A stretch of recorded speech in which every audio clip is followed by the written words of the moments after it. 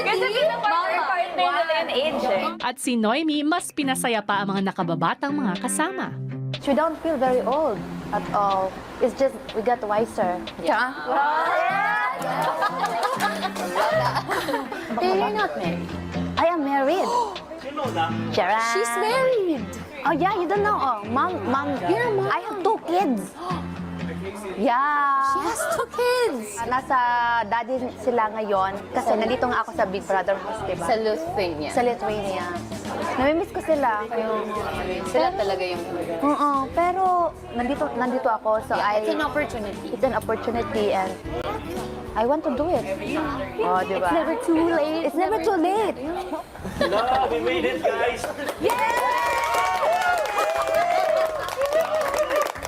Habang nagkakasiyahan ng lahat sa living room, wala silang kamalay-malay sa mabigat na hamong kinakaharap naman ng partners na sina Ding Dong at Patrick.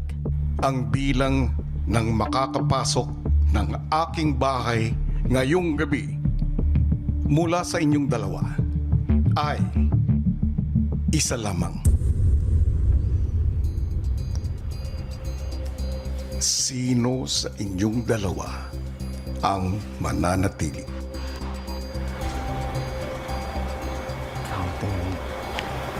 Gusto mo ikaw? Ikaw.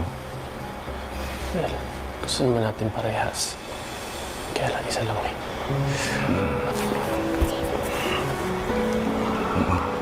12 years inantay ko. Ano ang inyong desisyon? Siguro po, matagal na po kasi akong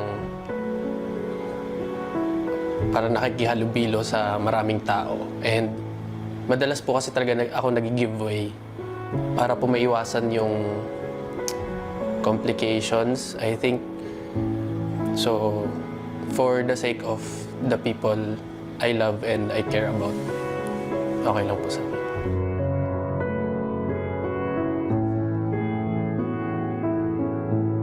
Totoo po yun. I mean, alam kong pangarap niya po to matagal na. And kailangan ko pong galingan para matupad po yung pangarap niya. Ding Dong, bakit parang handa kang talikuran ito?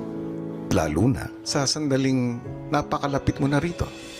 Bata pa lang po ako, kuya, para elementary. Ang dream ko lang po talaga nung una, makatapak sa bahay. Malaki po yung panghinayang ko, pero I just have to trust si Pat na lang po to do things. And ako po, gawin ko rin po yung things kung ano man po yung ibibigay. Final na po, kuya. Ako na po muna yung papasok. Kung ganoon ay tinatanggap ko ang inyong desisyon. Sa puntong ito, magpaalam ka na kay Patrick. Okay po. Grabe ako. Sabi ko.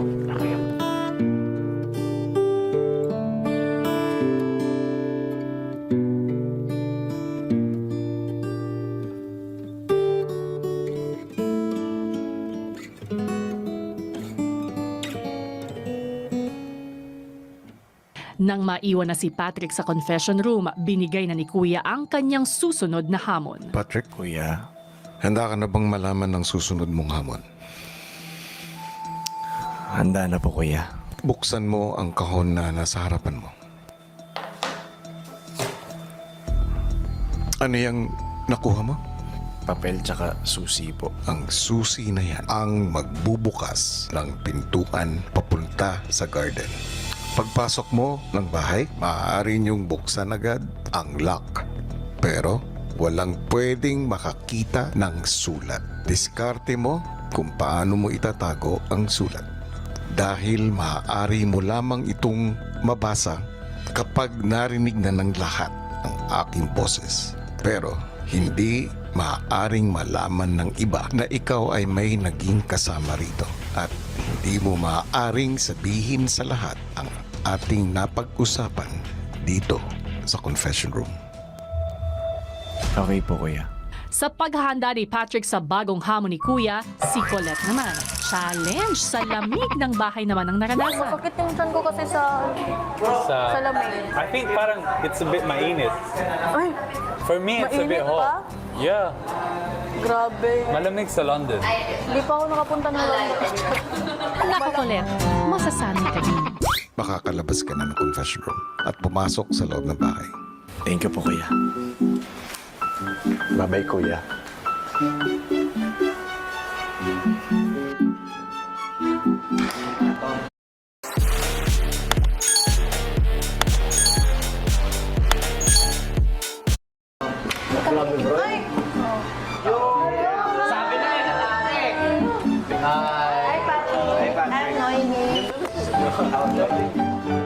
Matapos ang mainit na pagtanggap kay Patrick, sumunod naman itong hinanap ang pinto papunta sa garden.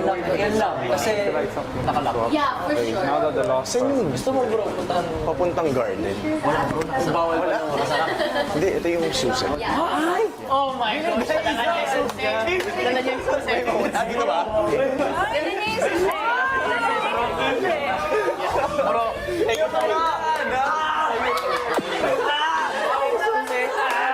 Patrick, ang galing mo. Kaya pala nasa iyo pala ang susi. Nasa iyo pala ang susi. I think it's warm. Yes, halika na dito, Nicolette. Pero sa kalagitnaan ng excitement, napansin ni Noemi ang mga nakanumerong platform sa garden. Mas maganda yun ang pinilipad sa taas. Hala, 11? Oy, may news ako dito. Oh. Bakit Maganda na 11 dito, no? lang? Ito yung masarap. Bakit hanggang 11 lang, no? Hala, so, what is the... Ilang sandali lamang ay narinig na rin nila ang boses ni Kuya. Maligayang pagdating sa aking bahay.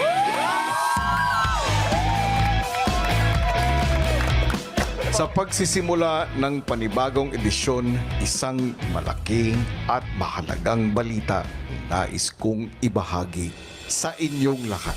Bagamat 14 kayong nandito ngayon, ang bilang ng official housemates ay wala.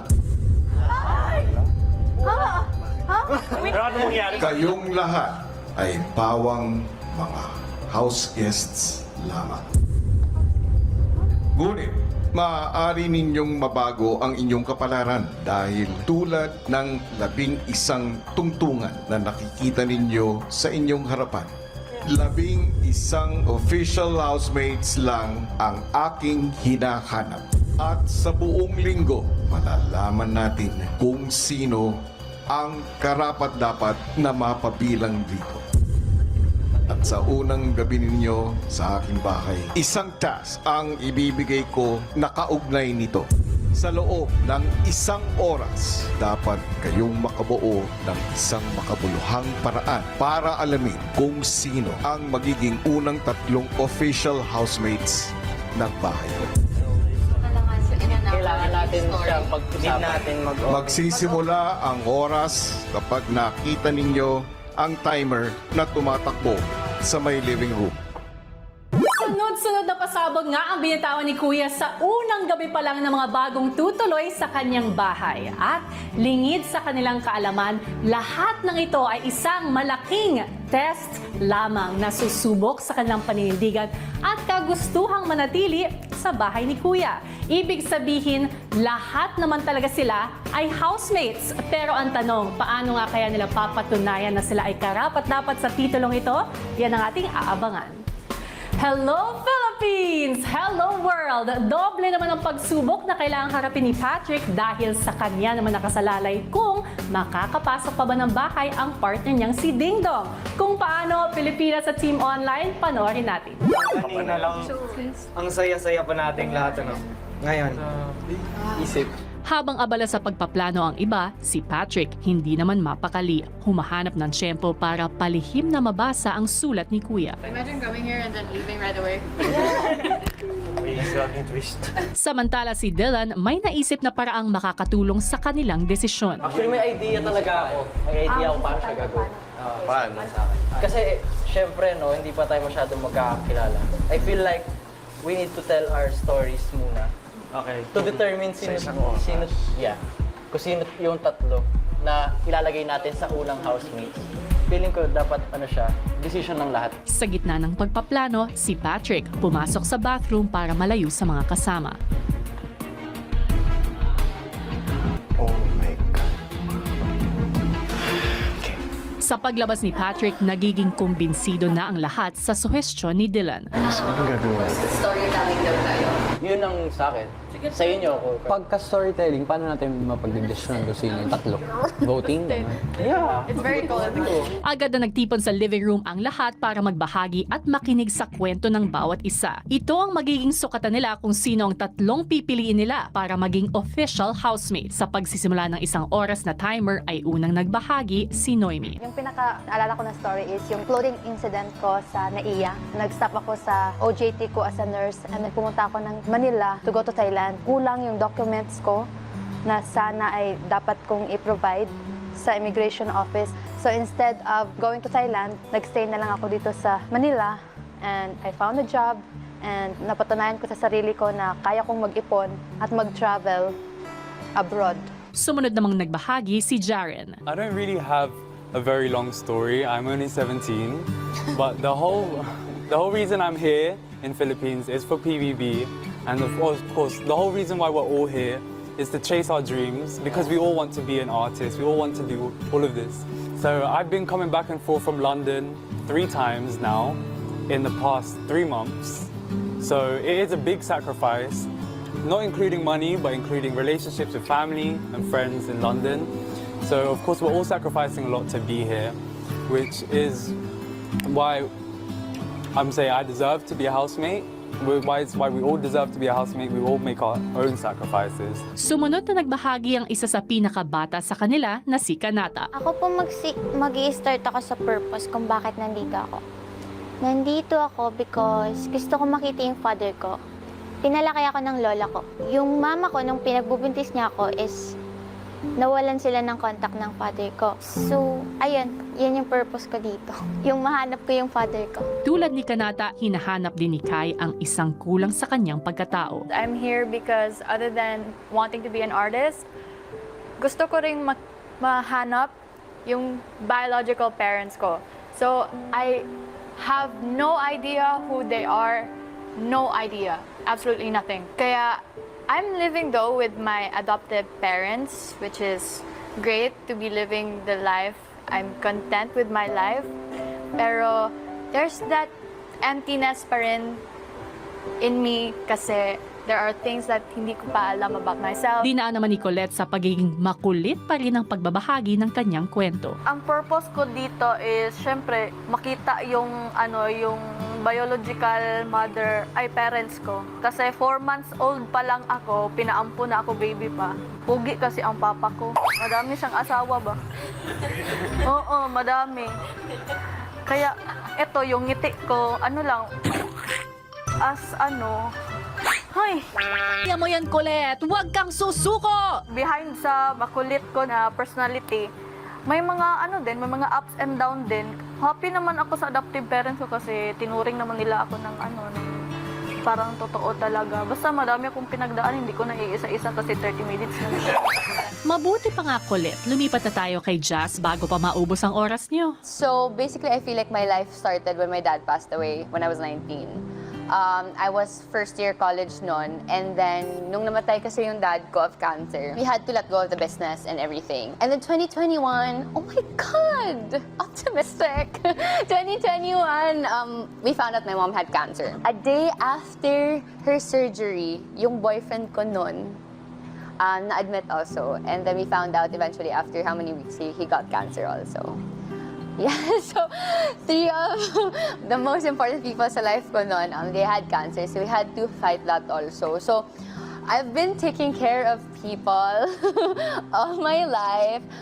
Right now, yung focus ko talaga is my brother. Napagtanto naman ni Rain ang isang bagay na dala ng pinagdaanan ng kanyang pamilya. 2019, my dad lost his job. And timing, my lola had cancer. So, na-open talaga yung eyes ko about life. Na everything you have is temporary and then, the only thing you will have talaga is your family and yourself. Kwentong pamilya rin ang ibinahagi ni na Mark at JM. Si Mami, pinalaki kaming Siya lang parang nagsusuporta, tapos sinusuporta niya pa si daddy. Pero okay lang naman kasi iniisip ko lang naman, lahat naman ng problema is lumilipas lang. I came from a broken family rin, gaya ng iba. Nagkaroon kami ng stepfather, yun yung nagbigay sa amin ng magandang buhay. Then suddenly, he died last year lang. And kaya paiksayin ko lang, we lost everything, including our business. We also lost our house this week lang, honestly. So yun, kaya nandito ako sa harap niyo. Kami nandito sa BBB for my family and for myself na rin. Isang pangako naman ang binitiwan ni Brick sa mga kasama kasabay ng naiibang karanasan na ibinahagi niya. 2012, nagsimula ako sa pagbabarko. 20 pa lang ako noon, imagine. 2017, I was diagnosed sa barko na nagka-Bell's palsy. So half of my face got paralyzed na i-divert yung barko sa Trinidad and Tobago para ako doon, mapagamot. Isa kang OFW, kung malayo ka sa pamilya mo, yung kasangga mo lang talaga at saka yung kakampi mo yung sarili mo. So ito yung siguro rason ko na gusto kong maging kuya sa inyong lahat and I'm willing to sacrifice all para sa inyo din. Sa pagpapatuloy ng pagkikwento ng buhay ng mga house guests, pinahagi naman ni Binsoy ang kanyang diskarte sa pagkayod sa buhay. Ang story namang ng life ko is, behind the smile na meron ako ngayon is mabigat yung sa likod. Ako lang yung nagpapaaral sa sarili ko, working student ako. And the same time, scholar ako sa school namin sa pagsasayaw. So yun lang yung nagpapaaral sa akin and then nagsa-sideline ako sa 2 teacher. 5 kami magkakapatid and then inampon yung isa. Then 4 na lang kami sa bahay. So yung isa kong kapatid is grade 10 and then yung 2 kong kapatid college pero hindi sila makapag-aral ng college dahil nga wala kami pera. That's all. Thank you. Si Therese naman binahagi ang kanyang pagpupursige para sa kanyang pangarap makapasok sa bahay. So yung story ko, yung pinaka-highlight. Last year, nag-stop ako mag-school since nahuli ako na nagkaroon akong boyfriend. Kasi strict yung family ko when it comes to that. Tsaka hindi lang siya dahil sa boyfriend. Parang nakasama ko sa bad influence na friends. Kaya din determined daughter ng Camarines Sur yung name ko. Kasi pinaglaban ko talaga yung pag-audition ko sa family ko since ayaw nila na mag-audition ako. Kasi ayaw nila mag-stop ako eh. Gusto nila mag-school ako. So hindi yun yung priority ko. Yun lang. Si Dylan, ikwinento ang naging ups and downs ng kanyang buhay. Lahat tayo deserving maging housemates. Nung grade 6 ako, nung palarong pabansa, super swerte ko, kinuha ko na UST. But I became complacent, lumaki ulo, yumabang, nagpasaway, napariwara. Tapos sobrang yabang na, and ang dami ng pinagagawang kalokohan. Natanggal ako. Umabot ako sa point na wala pa akong pinapasukan, wala na din akong matirhan, natulog ako sa computer shop. Kinuha ko na UE, pagbalik, nagpasaway na naman, natanggal na naman ako. And then binigyan ako ng chance, kakabalik ko lang last year. So, yun, it's full of ups and downs. Yun, that's my life story. Ibinahagi naman ni Patrick ang journey ng pagmamahal at ang kanyang tapang sa pagiging totoo sa sarili. Siguro lahat naman tayo may ups and downs sa buhay. Gusto ko kasing patunayan sa parents ko na kahit hindi ako straight, kahit part ako ng LGBT community, may patutunguhan yung buhay ko. Like, may tatanggap sa akin. So, yun. Masakit sa akin kasi yun yung reason kung bakit takot akong sabihin sa magulang ko na baka mag-iba yung trato nila sa akin. Hanggang sa nakahanap ako ng partner. Nung nahanap ko yung partner ko, nilihim ko muna sa parents ko. And hanggang sa umabot sa point na nag-decide kaming ipost sa public yung relationship namin. Mawag sa akin yung father ko. Galit. In-expect ko naman na galit. Minessage ko si daddy kasi mag-birthday na ako. Sabi ko kay daddy, parang, pa, sorry kung nabastos ko kayo. Sorry kung hindi ako yung na-expect na anak nyo. Pero sabi ko, papatunayan ko sa inyo na worth it itong ginawa ko. At balang araw magiging proud kayo sa akin. Tao din ako, normal, kagaya.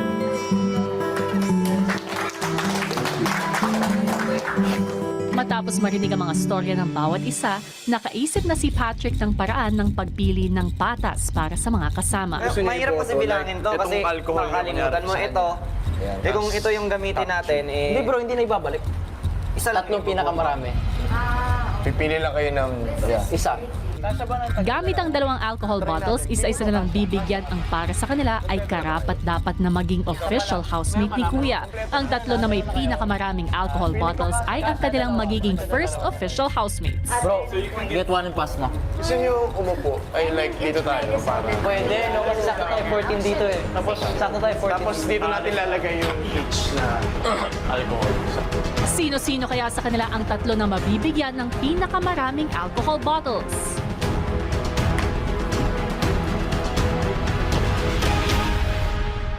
House guests, Kuya, oras na para kunin ng unang 3 official housemates ang kanilang pwesto. Ang una official housemate ay ikaw,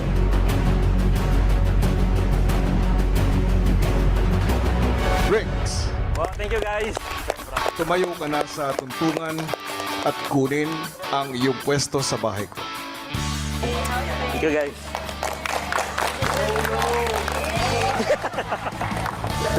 Nakatungtong Thank you, na si Kuya. Bricks bilang official housemate. Ang susunod na official housemate ay ikaw, Patrick. Tumayo ka na sa tuntungan at kunin ang iyong pwesto sa bahay ko. love you guys. Thank you.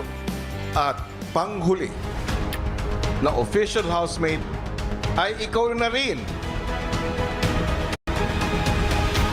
Jazz. Thank you.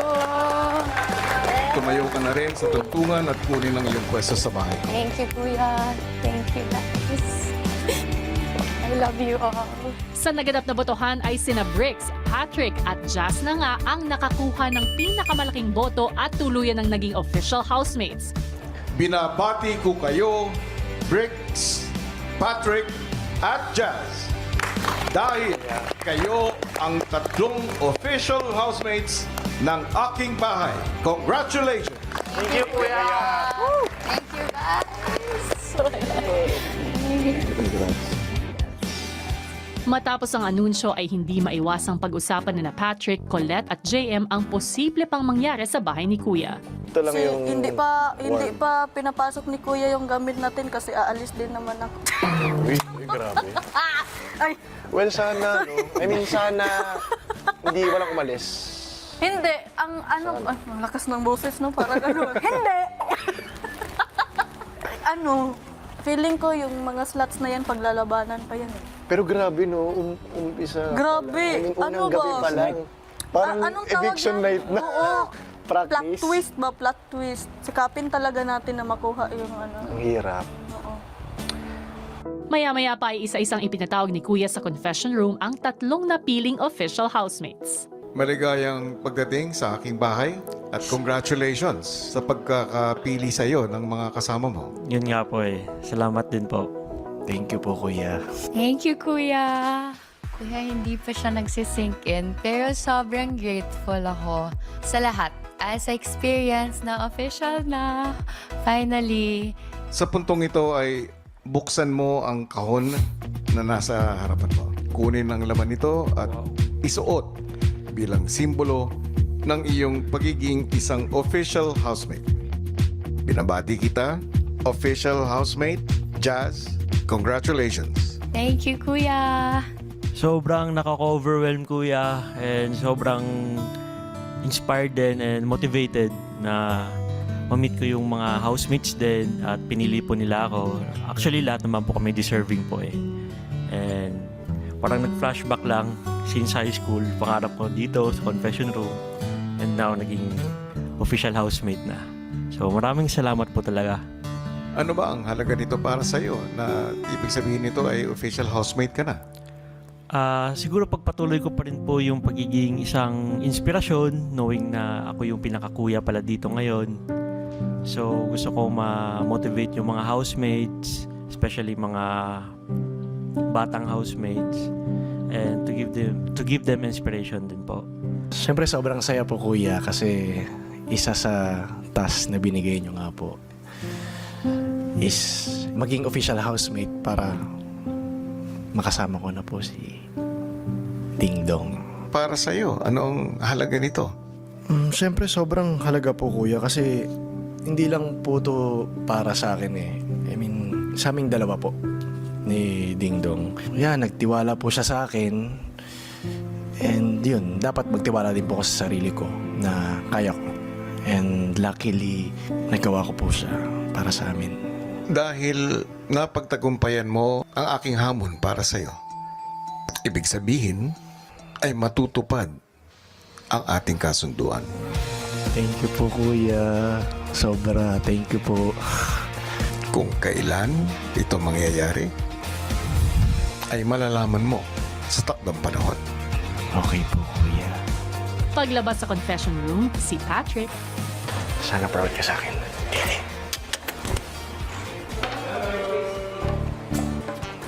Congrats! Thank you. Thank you. Suot niyo ba? Suot niyo lagi? Hindi oh. Huwag naman sinuot. Pero sige, isusin natin everything. ilang sandali pa ay nakaramdam na ng gutom ang housemates at kaagad nilang inusisa ang ref ni Kuya. Ah, nakalak ba? Hindi ko alam. Or... Hindi. Wala naman. Binuksan ko kanina. Kuya, bakit naman walang laman ng ref? Sige housemates, to the confession room! Kumusta? Sobrang excited sa mga iba pang magaganap. Twist. Pati po kumain. May narinig akong sinabi mo, Patrick? Ay, sorry po. Kasi Ano yun? kumain po kuya. Kasi parang iba ni Amin. Hindi ba ba? Gutom na daw po lahat ng housemates. Dahil dyan, meron akong inihanda. Pero, para ito sa inyong mga kasamahan lamang. Okay lang ba yan, Patrick? Opo kuya. Naka-diet po talaga ako ngayon kuya. Sabi mo yan, ha? Depende po sa inyo kuya. Kunin nyo na ang aking inihanda para sa inyong mga kasama doon sa storage room. Oh my gosh, ang bango! Oh! Ooh. It's pansit. Oh, ay, ang sarap. Okay. Favorito. Ang sarap. Oh my God, ang sarap niya. Yeah, ang sarap niya sa rice. Matapos kunin ang mga pagkain sa storage room ay kaagad itong inihain ng housemates para sa house guests. Wait lang. Baka nag-aayos yun. Surprise! Ito na yung food nyo. Wow, rice! Yeah! Pagsisilbihan mo na namin kayo. Tinapa. At saka pancit canton. Ay, sarapi! Masarap yan, pansit sa may rice. Oo nga, Jaren, bakit parang hindi kayo happy? Luto namin yan. Para sa inyo yan. I mean, para sa inyo. Sakto, para sa inyo. Uy, kainin niyo yan, ha? Ubusin. Uy, kain na kayo. Oo. Diet kami. Para sa inyo talaga yan. Huwag kayo kumain? Parang ako kumain. Oo nga. Promise sa inyo. No, no. Handa ni Kuya. Hindi, kasi yung sa kanila mas masarap. Nang maihanda ang pagkain ng house guests, muling pinuntahan ng housemates si Kuya. Okay na yung mga kasama niya. Oo, kuya. Ayaw nga po nila kumain eh. Ayaw nila kumain, kuya. Ayaw po nila kumain, kuya. O bakit? Inaantay po kami. Okay na ba kayo doon, Patrick? Wala pa kayong pagkain? Ikaw, okay ka ba? Ako okay ako eh. Okay lang ako. Oo, pero si Just tumutulong ng laway. Siyempre naman, official housemates. Maaari ko bang pabayaan kayo? Kuya. Habang kausap ni Kuya ang housemates, ang house guests nagsimula na sa kanilang pagkain. Like, sorry. Social kapag naka... Oo, tapos nilalagyan na ng kamatis. Tapos mga... Kuya, someone can take my fish. I'm allergic to fish. Yun sa kanya. Sa kalagitnaan ng masarap na hapunan ng house guests, Pagkain pa. Meron pa. Grabe. Hindi namin alam. Hindi namin alam. Sorry. Uy. Rain, ano nangyari? Bakit parang nasasaniban ka dyan? Pagkatapos masarap na salo-salo ay ipinakuha na ni Kuya ang luggage sa storage room. Were I... Ang dami. Sana kung mag-e-slip, Pwede ka dito. Wow. Okay, go. Ang ganda. Ang girly-girly. Uy, may pang ano, oh. Na-miss ko yung pang face. I don't think so. Pag skincare na tayo. Mas bata ka naman. Meron ba? Wait lang. I'll take this one. If walang pangalan. If walang pangalan. If walang pangalan. Matapos makapag-ayos ng kani-kanilang gamit ay pinaghanda na ni Kuya ang lahat para matulog. Good night kaya. Agnes. Hindi natin na-clarify.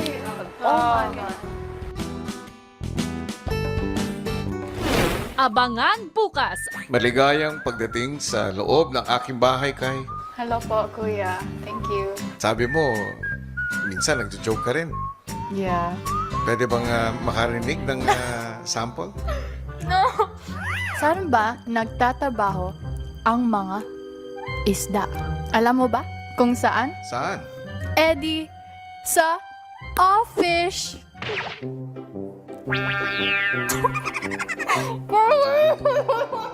Kumusta yung unang gising sa loob ng bahay ko?